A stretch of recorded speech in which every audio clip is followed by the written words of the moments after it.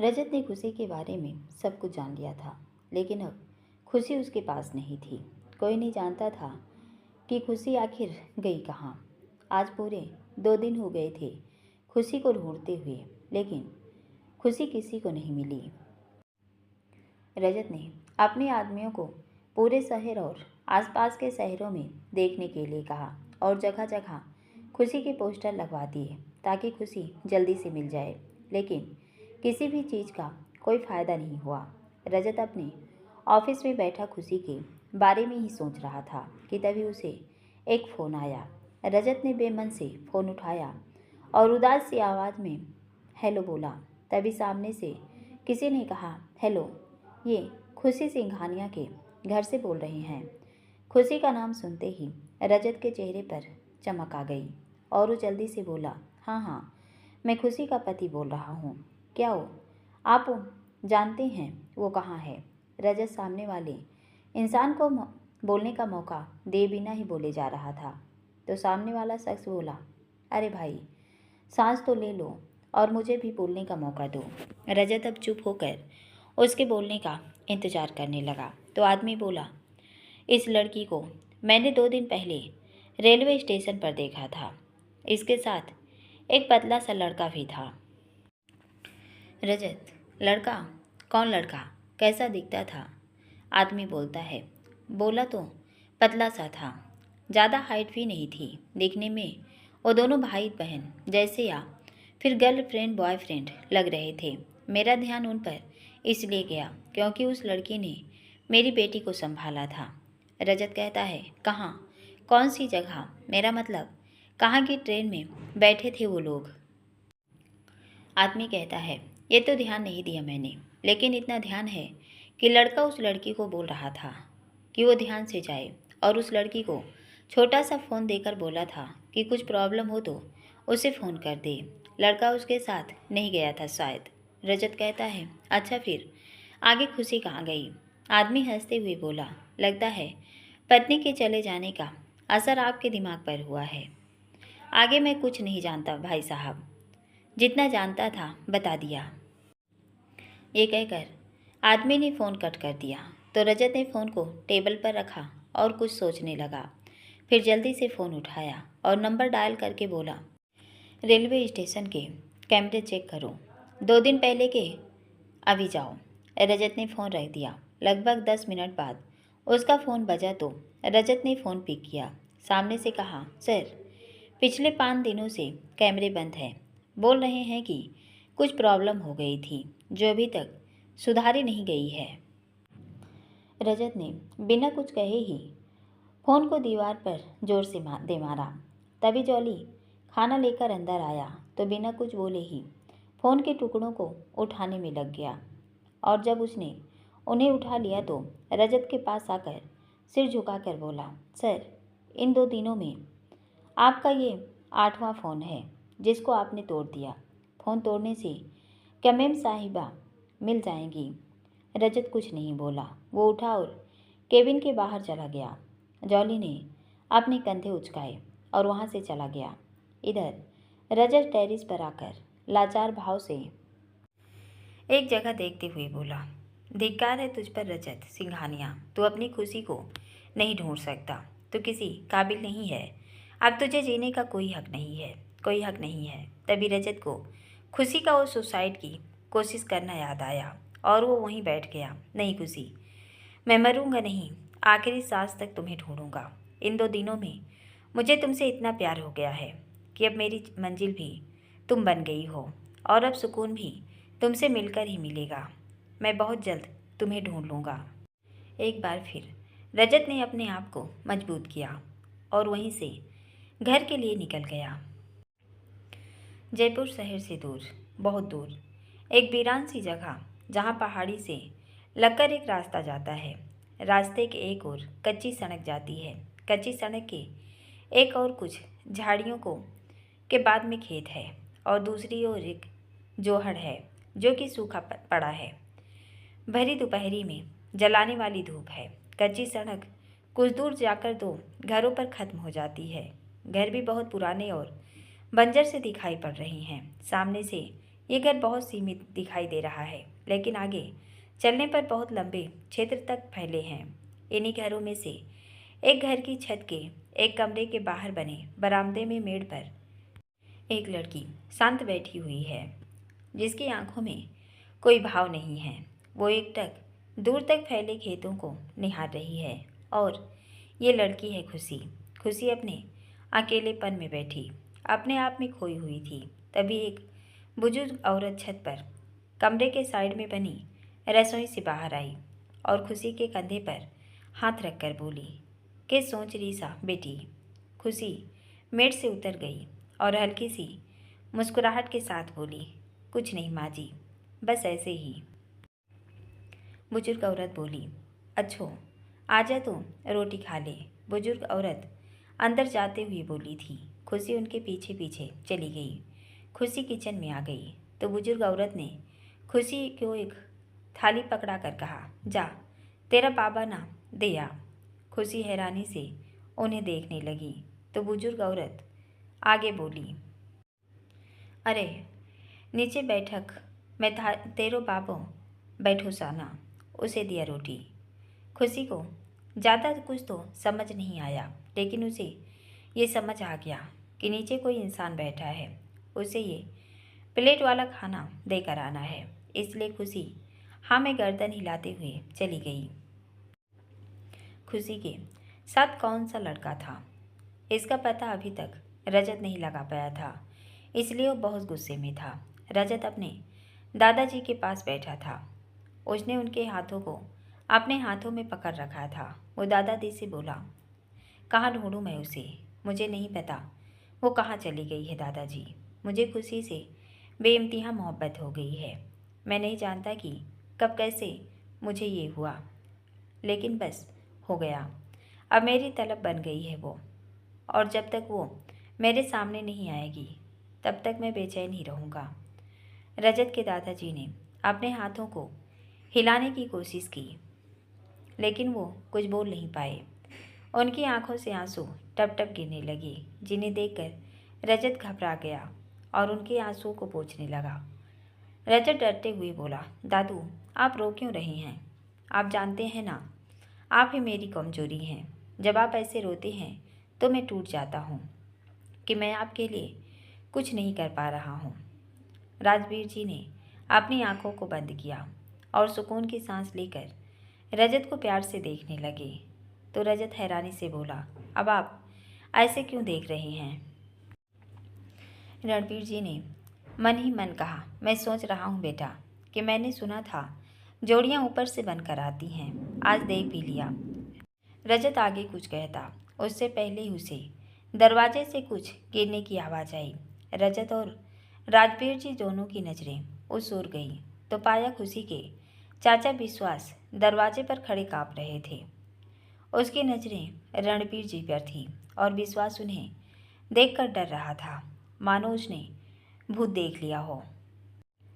रजत ने जब विश्वास को यहाँ देखा तो गुस्से से चिल्लाया, तुम यहाँ क्या कर रहे हो? तुम्हारी हिम्मत कैसे हुई यहाँ आने की?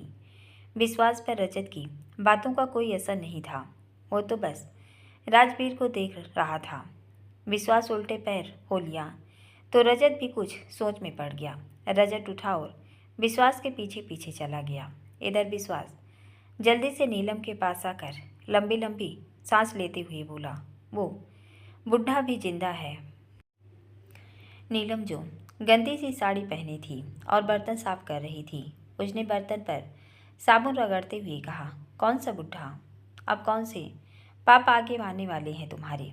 विश्वास ने नीलम की बाजू पकड़कर अपनी ओर करते हुए कहा, मैं अकेला कुछ नहीं हूँ, मेरे हर काम में तुम बराबर की भागीदार हो, समझी? नीलम ने विश्वास का हाथ झटक दिया, लेकिन वो कुछ नहीं बोली। नीलम फिर से बर्तन साफ करने लग गई। तभी रीमा बाहर से दंदनाती हुई आई और कुछ कपड़े अपने पापा विश्वास पर फेंकते हुए बोली, मुझसे ये काम वाम नहीं होता है, मैं तो भाग रही हूँ यहाँ से, और आप लोगों के पापों की सज़ा मैं क्यों भुगत रही हूँ? विश्वास ने कपड़े हाथ में लिए और बाहर जाने लगा। तभी उसे दरवाजे में रजत खड़ा दिखाई दिया।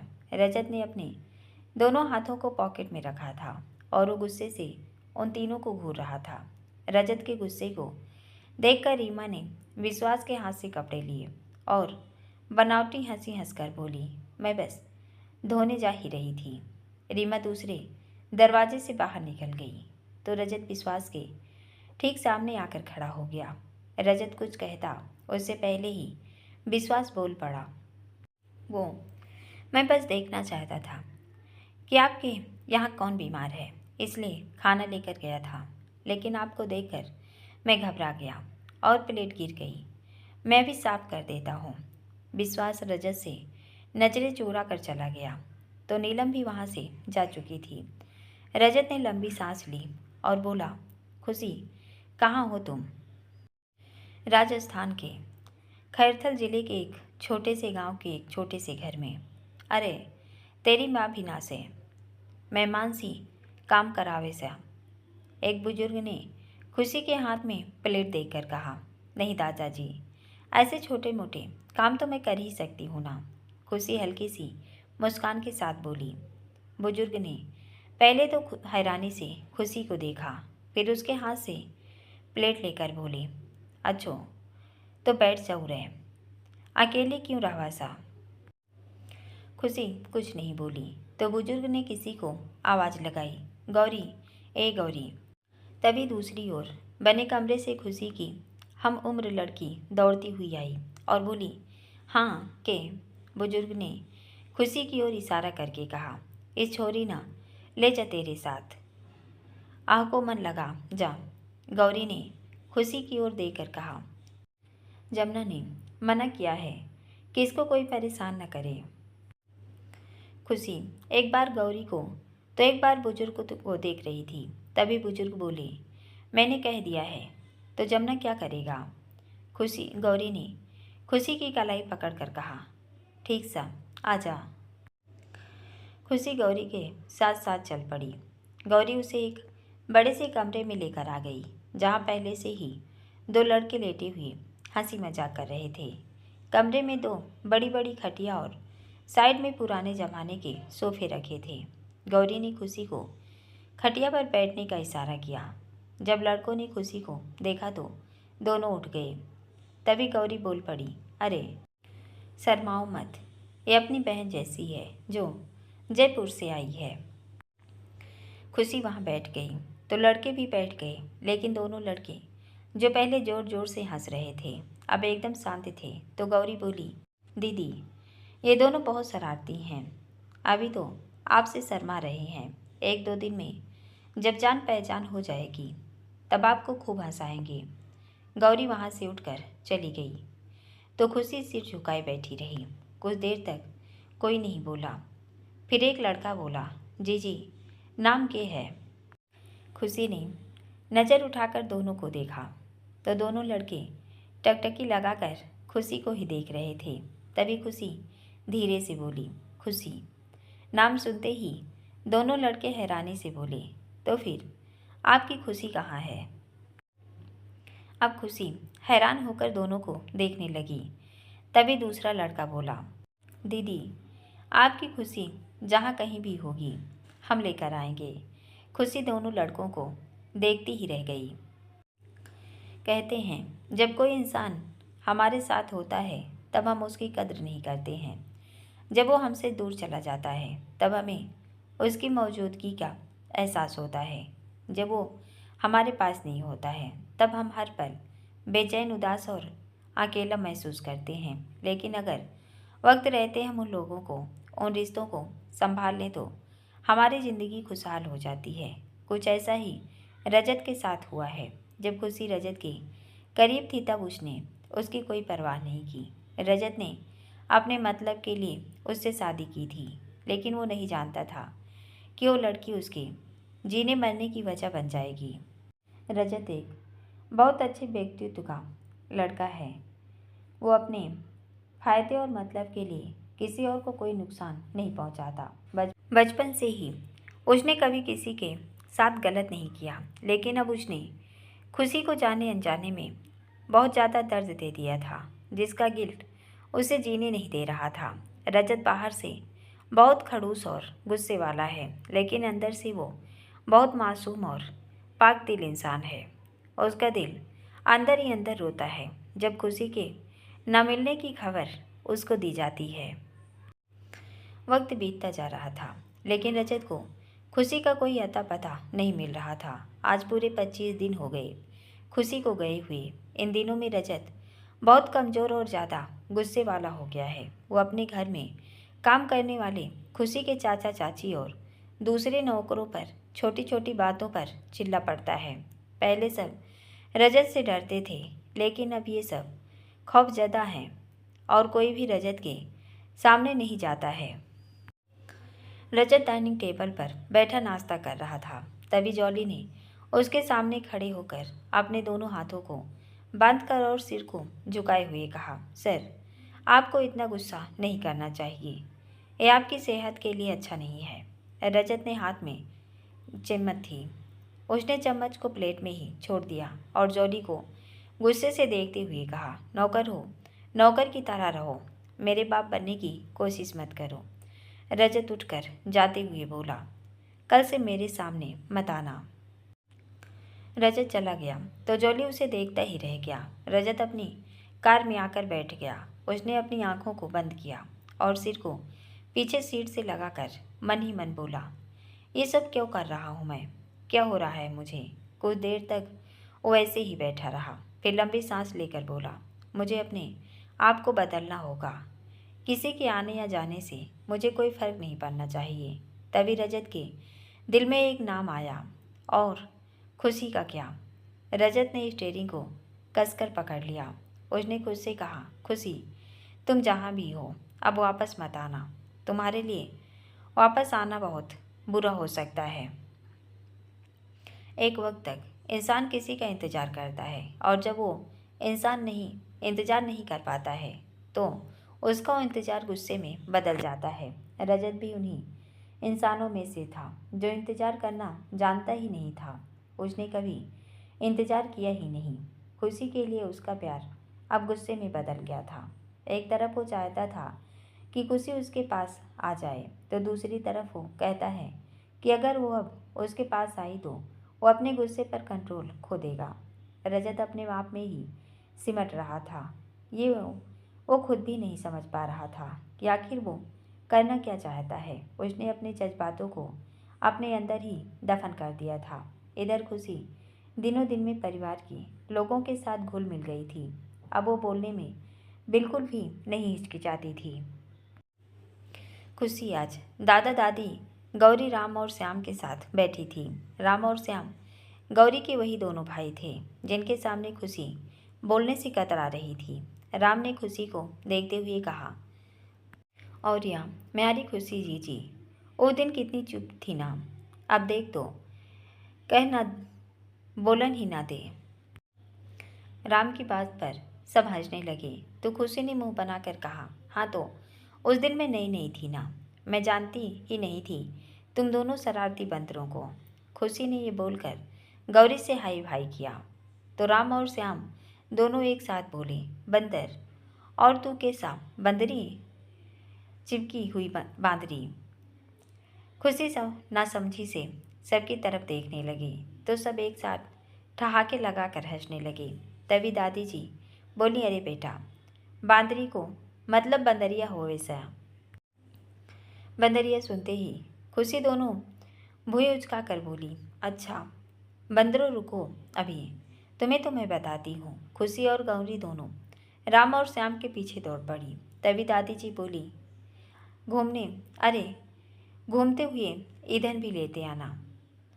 राम और श्याम आगे आगे और गौरी खुशी उनको पीटने के लिए पीछे पीछे दौड़ रही थी। ये सब सड़क पर चले गए। आगे से एक बड़ा सा ट्रक आ रहा था और दोनों लड़कों का ध्यान लड़कियों पर था। खुशी ने जब देखा तो घबरा गई और कांपने लगी। एक बार फिर अपनों को खो देने का डर उसमें आ गया। खुशी का ध्यान अब सामने से आ रहे ट्रक पर था। तभी उसका पैर एक पत्थर पर जा अड़ा और वो मुड़ गया, जिससे खुशी वहीं गिर पड़ी। जब राम और श्याम की नज़र खुशी पर पड़ी तो वो जहाँ थे वहीं रुक गए और उनका ध्यान ट्रक पर गया। दोनों लड़के एक साथ दूसरी ओर कूद गए। इधर गौरी खुशी के पास आ गई। खुशी की आंखें बंद हो गई क्योंकि राम और श्याम के सामने आता हुआ ट्रक उसकी आंखों के सामने किसी अनहोनी की तरह मंडरा रहा था। गौरी खुशी के गाल को थपथपाते हुए बोली, खुशी आंखें खोल खुशी। खुशी ने हल्की सी आंखों को खोल कर देखा तो राम और श्याम को देखकर उसे चैन मिला। तभी उसे दर्द का एहसास हुआ तो जोर जोर से चिल्लाती हुई रोने लगी। गौरी, राम और श्याम तीनों आंखें फाड़कर उसे देखने लगे। हालांकि खुशी के आंसू नहीं आ रहे थे, लेकिन वो रो रही थी। राम ने एक भुई उचकाकर कहा, तू रो रीसा, अक नाटक कर रीसा। तुम रो रही हो या नाटक कर रही हो? खुशी ने आंखों को बंद कर लिया और अपने पैर को पकड़कर बैठ गई। जब गौरी ने खुशी के पैर को देखा तो वो समझ गई कि खुशी के पैर में मोच आ गई है। उसने खुशी के पैर को पकड़ा, तभी खुशी जोर से कांप गई। खुशी की आंखें बंद थी, उसका पैर बहुत जोर से दर्द कर रहा था। तभी खुशी की आंखों के सामने रजत का चेहरा आ गया। खुशी ने जब अपनी आंखें खोली और जोर जोर से सांस लेने लगी। रजत का उसके जहन में आना उसकी आंखों के आंसुओं को भी ले आया था। अब खुशी की आंखों से टप टप आंसू गिरने लगे थे और वो बिल्कुल शांत हो गई। राम, श्याम और गौरी ने जब खुशी के आंखों को देखा तो तीनों घबरा गए और खुशी को चुप रहने के लिए बोलने लगे। खुशी के जहन में अपना बीता हुआ कल चल रहा था और उसी के साथ उसकी आंखों से लगातार आंसू गिर रहे थे। जब खुशी चुप नहीं हुई तो राम और श्याम भी रोने लगे। गौरी इन तीनों को देखकर हंसती हुई बोली, या त्यों रोअल पार्टी शुरू हो गई। खुशी का ध्यान जब राम और श्याम पर गया तो उसने अपने आंसुओं को पोंछकर कहा, तुम दोनों क्यों रो रहे हो? श्याम कहता है, तू क्यों रो रीसा? तने देख के मैंने भी रोनू लागू। तुम क्यों रो रही हो? तुम्हें देखकर मुझे भी रोना आ गया। राम ने अपनी गर्दन को हाँ में हिलाते हुए कहा, और मुझे भी।